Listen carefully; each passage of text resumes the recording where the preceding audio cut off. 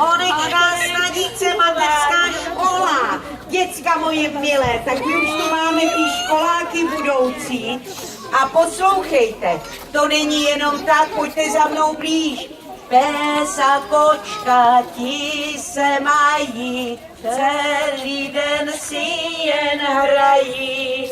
Děti musí do školy a ukažte a napsat si úkoly.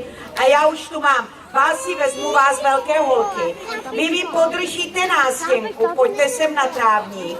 Jenom 2 stačí. Děcka, my si napíšeme písanku, třepněte. A já si beru tu brýlatou, pojď za mnou. A jednoho šikovného chlapa, třeba tebe. Vy mi řeknete, jak se jmenujete. Jak se jmenuješ? To je Vojtík, to je mladý Klein. A ty jsi kdo? To je Verunka, dostanete fixu. Ty pojď dál, mně stačí 2 děvčata. Podrží mě. Co? Podržíte mi nástěnku, tak. Ano, abych já to mohla pustit. A děcka, dívejte.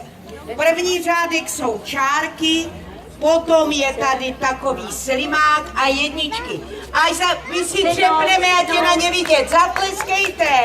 Jasné. Tak, moji milí, začneme psát písanku z 1. třídy a uvidíme, kdo to bude mít první napsané.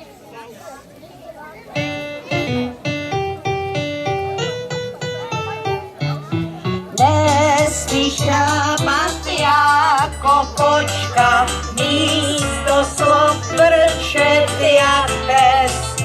Ať máš usměvavá očka, včera, zítra, taky dnes. A děcka tleskáme. Hola, hola, škola volá, pojďte za mnou, dětičky. Ať se vystří, ať se chytří a nosíte jedničky. A ještě jednou. Hola, hola, škola volá, pojďte za mnou, dětičky. Bezvadné, Kleine. Ať jste bystří, ať jste chytří a nosíte jedničky. Děcka, zatleskáme kamarádům. Super! Tady nám to školačka dopíše.